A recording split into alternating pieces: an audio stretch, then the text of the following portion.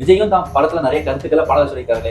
படங்கள்ல சில வரிகளை சொல்லுவாரு. இங்கிலீஷ் பீஸ் வேணாண்டி, இந்தி திணிப்பு வேணாண்டி, கரகாட்டம் ஆடிக்கிட்டு தமிழில் பாடேண்டி. இந்தி திணிப்பு அதுல வருதுல்ல. உங்க கட்சி தாவேக்காக்கு வேணா இது பாகமுறை கூட்டமா இருக்கலாம், ஆனா ரசிகர்களை பொறுத்தவரை இது முழுக்க முழுக்க விஜய் சந்திக்க வந்த ஒரு ரசிகர் சந்திப்பு கூட்டமா தான் ரசிகர்களே பாக்குறாங்கன்னா.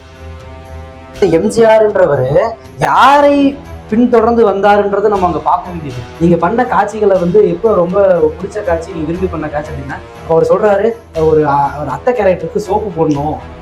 நீங்க சொன்ன அதே வார்த்தை சோசியல் மீடியாவில் மட்டும்தான் தாவேக்க இருக்குமே தவிர. திங்க் அண்ட் டாக்ஸ் நேயர்களுக்கு வணக்கம். இன்னைக்கு நம்ம கோவை மாவட்டத்தை சேர்ந்த சமூக வலைத்தள செயற்பாட்டாளர் திரு ஹரிஷ் அவர்களை நேர்காணல் செய்ய போகிறோம். கேட்க வேண்டியது அவர்களிடம் நிறைய இருக்குது, வாங்க கேட்கலாம். வணக்கம் ஹரிஷ். வணக்கம். நேரடியாக நம்ம இன்னைக்கு நேர்காணல் கேள்விக்கு போயிடலாம். இப்போ எங்கே பார்த்தாலும் சோசியல் மீடியாலையும் சரி, மீடியாக்களையும் சரி, எங்கே பார்த்தாலும் தாவைக்கா தமிழக வெற்றி கழகம் விஜய்ங்க. இதை பற்றி நம்ம கருத்து என்ன? நீங்க சொன்ன அதே வார்த்தை சோசியல் மீடியாவில் மட்டும்தான் தாவேக்கன்னு இருக்குமே தவிர களத்துல நாம இருந்து பார்த்தோம் அப்படின்னா நிச்சயமா அது கிடையாது. அவரை ஒரு ரசிகரா பாக்குறாங்க. நீங்க அப்பார்ட் ஃப்ரம் அவர் இதுக்கு முன்னாடியும் சோசியல் மீடியால ஒரு நடிகரா பல படங்களுக்கு ப்ரொமோ வீடியோக்களும் இருக்கட்டும், இல்லை ட்ரெய்லர் வீடியோக்களையும் தொடர்ந்து வந்துட்டு இருக்காரே தவிர இது மக்களிடையே ஒரு பெரிய ஒரு பார்வையா பார்க்கலன்னு தான் நான் நினைக்கிறேன். இது தேர்தல் நெருங்க தான் நாம அடுத்த கட்ட நகர்வுன்றதை சொல்ல முடியும். இப்போ நீங்கள் கோவை மாவட்டத்தை சேர்ந்தவர்களுக்காக இந்த கேள்வி உங்களிடம் கேட்குறேன். கடந்த சில நாட்களுக்கு முன்னாடி கோவை மண்டலத்தில் பாகமுறை கூட்டம் தாவைக்க நடத்துச்சு. அது பாகமுறை கூட்டமா நீங்க சொல்லக்கூடாது. என்னைய பொறுத்த வரையில் அது ஒரு ரசிகர் கூட்டம் தான். ஒரு 1 இயருக்கு முன்னாடி கூட ரஜினி ரசிகர்களை சந்திச்சாங்க இல்லையா, அந்த மாதிரி ஒரு கூட்டமாக தான் பார்க்கணும். என்ன காரணம்னு கேட்டீங்கன்னா, இந்த கூட்டத்துக்கு வந்தவங்கள்ட்ட சில கேள்விகளை கேட்கிற போதே அவங்க நாங்கள் விஜயை பார்க்க வந்தவங்க தான் சொன்னாங்களே தவிர அவங்களுக்கு இது எலெக்ஷனோ, இது ஓட்டோ, இல்லை இது பூத் கமிட்டி கூட்டமோன்ற எந்த ஏற்பாடும். அதை நீங்கள் இதோட உங்கள் கட்சி தாவேக்காக்கு வேணா இது பாகமுறை கூட்டமாக இருக்கலாம், ஆனால் ரசிகர்களை பொறுத்தவரை இது முழுக்க முழுக்க விஜய் சந்திக்க வந்த ஒரு ரசிகர் சந்திப்பு கூட்டமாக தான் ரசிகர்களே பார்க்குறாங்கன்னு என்னால் அதை உறுதிப்பட சொல்ல முடியும். தளபதி வரவேற்கிற புது படம் பார்க்குற மாதிரி இருக்கு எங்களுக்கு. தளபதி வராது, நாங்கள் 26க்காக வெயிட் பண்ணிட்டு இருக்கோம். தாவேக்கா பொறுத்த வரைக்கும் அவ்வளோ பெரிய கூட்டத்தையும் அவ்வளோ பெரிய கட்சி தொண்டர்களையும் கூட்டியிருக்கிறத நீங்கள் வெறும் சுருக்கமாக ஒரு ரசிகர்னு ஒரு குறிப்பிட்ட கேட்டகரிக்குள்ள அடைக்கிறீங்க. ஆனா இதே மாதிரிதான் அந்த காலத்துல எம்ஜிஆருக்கும் சரி, ஜெயலலிதா அம்மாவுக்கும் சரி, ரசிகர்கள் தானே கட்சி தொண்டர்களா. நீங்க சொன்ன அந்த எம்ஜிஆர்ன்றவரு யாரை பின்தொடர்ந்து வந்தாருன்றது நம்ம அங்க பார்க்க வேண்டியது இருக்கு. அவரு திராவிட கட்சி சித்தாந்தங்களை உள்வாங்கிய, அண்ணா உருவாக்கிய அந்த திராவிட முன்னேற்ற கழகத்துல அங்க அவரோடு இருந்து பயணித்து அந்த கொள்கையை உள்வாங்கி ஒரு சில பல காரணங்களுக்காக கட்சியிலிருந்து வெளியே வந்து அவர் தொடர்ந்தாரு.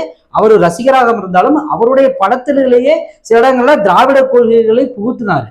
அந்த அடிப்படையில அவர் ஒரு கூட்டத்தை உருவாக்கணுன்றது அது வேற கதை. இவரு எந்த மாதிரி கொள்கையை உருவாக்கி இருக்காங்கன்றத இன்னைக்கு தாவேக்காவை விமர்சிக்கக்கூடிய பல சமூகத்தில் இருக்கவங்க அவர் என்ன மாதிரி வீடியோ, என்ன மாதிரி பெண்களையும் மகளிரையும் அவர் வெளிப்படுத்துறாருன்ற வீடியோஸை எல்லாம் பல இன்னைக்கு சமூகத்தில் பார்க்குறோம். அதனால எம்ஜிஆர் அந்த திராவிட கட்சிகளோட இவரை ஒப்பிடுறது ஒரு தவறான ஒரு. நான் இப்ப கட்சியோட கொள்கையை பத்தி பேசல. இப்ப அவ்வளவு பெரிய ரசிகர்கள் கூட்டமும் 4 செவத்துக்குள்ள அடக்கிற மாதிரி இருக்கு.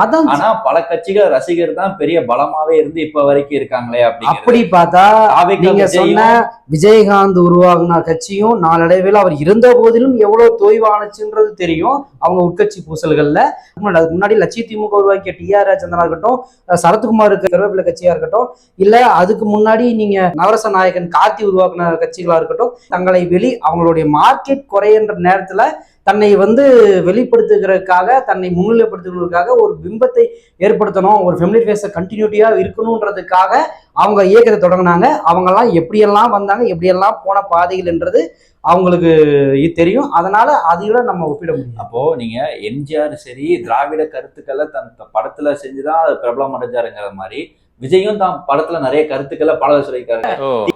தீப்பந்தம் எடுத்து தீண்டாமை கொளுத்து, இதுதான் என் கருத்து. சரி, தீண்டாமையை அவர் ஒழிக்கணும். அப்புறம் அவரே தான் அவர் ஒரு படத்துல சொல்லுவாரு. இப்போ ரீசெண்டா சோசியல் மீடியாவில் வைரல் ஆகிட்டு இருக்கு. நீங்க பண்ண காட்சிகளை எப்போ ரொம்ப பிடிச்ச காட்சி, நீங்க விரும்பி பண்ண காட்சி அப்படின்னா அப்போ அவர் சொல்றாரு ஒரு அத்தை கேரக்டருக்கு சோப்பு போடணும். அந்த கேரக்டர் தான் அவன் சோப்பு போடுற அந்த இதில் நான் உணர்ந்து அதை நான் பண்ணேன் அப்படின்னு சொல்லுவாரு.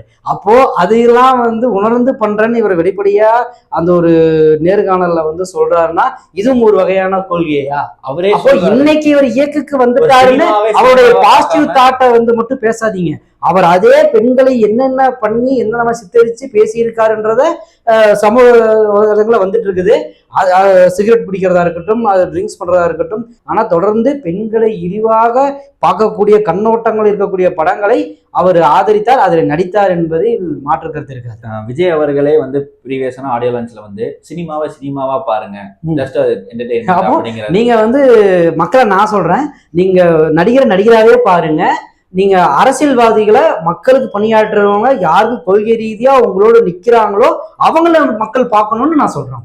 அப்போ தாவேக்காவோட கொள்கையை பத்தி நீங்க ஒரு பக்கம் வந்து பெரியார்த்துவம் வேணும், இன்னொரு பக்கம் வந்து தமிழ் தேசியம் வேணுங்கிறாங்க. இத பத்தி சீமான் அவர்களோ ஒரு பக்கம் இந்த சைடு இல்ல, ரோட்டுக்கு அந்த சைடு இல்ல, ரெண்டு பக்கமும் நிக்காத அப்படிங்கிறாங்க. அப்போ இது வந்து ரெண்டு பக்கம் ஒரு ஓட் பேங்க் வந்து கவர் பண்ணுங்கிற ஒரு ஐடியாலஜில கொண்டு வந்ததா, இல்ல உண்மையாலுமே வந்து இல்ல கட்சி தலைவர்களுக்கும் சரி கட்சி தொண்டர்களுக்கும் சரி இந்த கொள்கை பத்தின சில புரிதல் ஆகுது? அது விஜய்க்கே இருக்காதுன்னு நான் சொல்றேன். விஜய்க்கே அந்த புரிதல் இருக்காது. நாம ஏன் தொண்டர்களுக்கு போனோம்? நீங்க விஜய் பேசுற ஒவ்வொரு விஷயங்களையும் ஒரு 5 நாள் இல்ல ஒரு 2-3 நாள் கழிச்சு விஜய்கிட்ட கேட்டு பாருங்களேன், நிச்சயமா அது அவருக்கே ஞாபகம் இருக்காது. அவருக்கு கொள்கை கோட்பாடெல்லாம் ஒண்ணுமல்ல. அவர் முழுக்க இங்க பிஜேபியினுடைய பிடி. அவர் இங்க வந்து வாக்கு வகைகள்ல தன்னோட ரசிகர் மத்தியில் ரஜினி கொண்டு வர பார்த்தாங்க, இன்னும் முக்கியமான நடிகரை கொண்டு கமலா இழுக்க பார்த்தாங்க. அடுத்து இங்க ஃபெமிலியர் ஃபேஸா இருக்கக்கூடிய அஜித் அப்பார்ட் ஃப்ரம் இது தொடவே மாட்டார் ஆரம்பிக்கிறது, நான் அவரை கை வைக்கல. நீங்க விஜயை தொட்டு விஜய் மூலியமா ஏதோ ஒரு வகையை செய்யணும்னு தான் பாக்குறாங்க. இதுக்கு அவர் என்ன கருத்துக்களை முன்வைத்தாலும் அது முழுக்க கபட நாடகம் தான். பிஜேபி எதிர்க்கக்கூடிய என்ன விஷயங்கள் பேசினாலும், பெரியாரை அவர் பேனரை வச்சாலும் சரி, இல்ல அம்பேத்கரை அவர் புகழ்ந்து பேசினாலும் சரி, அவருடைய சித்தாந்தம் என்பது வாக்கு வங்கியை எடுக்கணும், வாக்கு வங்கியில அங்க திமுக உண்டான வாக்குகளை எப்படியாவது பறிக்க வேணும் என்ற பிஜேபியோட அஜெண்டா தான் அவருடைய முழு பணி. இப்போ உங்க கருத்துப்படியே பார்த்தா தாவேக்கா வந்து திமுகவை எதிர்த்து தான் போட்டிட்டு. ஸோ அவங்க சொன்ன மாதிரி this is a fight between TVK and DMK. அப்போ திமுகவோட எதிர்ப்பு ஓட்டை தான் ஆல்ரெடி வந்து பாஜகவும் சரி அதிமுகவும் சரி, நீங்க என்னதான் அதிமுகவை பலவீனம் சொன்னாலும் அவங்களுக்கான 1% எப்பயுமே இருந்துட்டே தான் இருக்கு. அப்படிங்க பார்க்கும்போது இப்போ பாஜகவோட பி டீம்னாலும் இது யாருக்கு பெனிஃபிட் ஆகும்? திமுகக்கான ஓட்டு வங்கி தானே அப்படியே இருக்கும், எதிர்ப்பு ஓட்டை தானே அவங்க அறுவடை செய்ய போறாங்க. இல்ல எப்படி வந்து திமுகவை அஃபெக்ட் பண்ணும்? இல்ல அதாவது என்னன்னா, இன்னைக்கு அவர் புதுசா உள்ள வராரு. உள்ள வரும்போது ஒவ்வொரு வாக்குச்சாவடிகளிலும் ஒரு குறைந்த விதமான வாக்குகளை வந்து அந்த நீங்க எப்படி பிரிக்கான்னு கேட்டீங்களா, அதான் அதை வந்து இவர் தொடர்ந்து திமுக மீதான ஒரு தவறான குற்றச்சாட்டுகளை, பொய்யான தகவல்களை சமூக வலைதளங்கள்லையும் அறிவிக்கையாகவும் வெளியிட்டு அதுல இருந்து திமுகவில இருந்து ஏதோ ஓட்டை பிரிக்கலாம் அப்படின்னு தான் நினைக்கிறாரு. ஆனா நீங்க அவருடைய நினைப்பாக தான் நான் சொல்றேனே தவிர அவர் அதை எடுப்பாருன்னு நான் சொல்ல. நிச்சயமா அந்த ஓட்டுன்றது போகாது. அவருடைய கனவு வந்து திமுக ஓட்டை பிரிக்கணும், அதை எடுக்கணும் அப்படின்னு தான் பாஜக கொடுக்கப்பட்டிருக்க அஜெண்டா. அதை தான் பிரிக்க பார்க்க நினைக்கிறாங்க. ஆனா அதுன்றது வந்து இங்க நடக்காது. ஏன்னா திமுகவை பொறுத்தவரை இது ஒரு மிகப்பெரிய ஒரு ஆழமான கட்சியா தான் இன்னைக்கு வந்து தமிழ்நாட்டில் விளங்கிட்டு இருக்கு. தொடர்ந்து அதனுடைய தலைவர் மு.க. ஸ்டாலினா இருக்கட்டும், அவருடைய சிறப்பு செயலக திட்டம் துணை முதலமைச்சர் அவரா இருக்கட்டும், தொடர்ந்து பல்வேறு திட்டங்களை வந்து இங்க கொடுத்துட்டு இருக்கனால இந்த வாக்கு வங்கின்றது மேக்சிமம் அவங்களுடைய கனவு வந்து பொய்த்து தான் போகுன்றது என்னுடைய ஒரு அரசியல் பார்வையை நான் பார்க்குறேன். இதுல அவங்களுடைய வாக்கு வங்கின்றது வந்து இன்னைக்கு பலம் இல்லாத ஒரு இன்னொருத்தரோட ஒரு இயக்கத்தை அடமானம் வச்சு இருக்கக்கூடிய அதிமுகவும் இல்ல அந்த மாதிரி வாக்குகளை மட்டும்தான் அவங்களால வந்து எடுக்க முடியுமே தவிர இந்த வாக்குன்றது வந்து வெளியே போகாது. நான் என்ன சொல்றேன்னா, இறுதிக்கட்டமாக பாஜகவோட கூட்டணி வைக்கிறதுக்கும் இவங்க தயாரா தான் இருப்பாங்க. என்ன வார்த்தை சொல்லுவாங்கன்னா, அந்த மாதிரி நேரத்துல எங்களுக்கு திமுகவை வந்து எதிர்க்கணும், திமுகவை எதிர்க்கணும்னா அதுக்கு நாங்க எவ்வளவு வேணா இறங்கி எவ்வளவு வேணா எங்களை நாங்க மாத்திக்குவோம், அதற்காக நாங்க ஓரணியில திரளணும் கூட பிஜேபி ஏடிஎம்கே நாம் தமிழர் சி டீம் பி டீம் அவன் நாம் தமிழர் சீமான் அது போக இவங்க விஜய் கூட ஒண்ணு சேரக்கூடான வாய்ப்புகளும் இருக்கு. இதுவும் ஆச்சரியப்படுறதுக்கு இல்லை. கட்சி தொடங்கினதுல இருந்தே வெறும் திமுக மீது மட்டுமே வெறுப்பையும் அவர் மேல குற்றச்சாட்டையும் வைக்கிற விஜய், அதே பக்கம் அதிமுக எதிர்க்கட்சியா இருக்க அதிமுக, முன்னாடி இருந்த ஆளுங்கட்சி அதிமுகவை பத்தி எந்த குறையும் சொல்லாம அதை பத்தியே கமுக்கமா கடந்து ஆமா, அதுக்குத்தான் நாங்க சொல்றோம் அவங்க முழுக்க முழுக்க பி டீம்.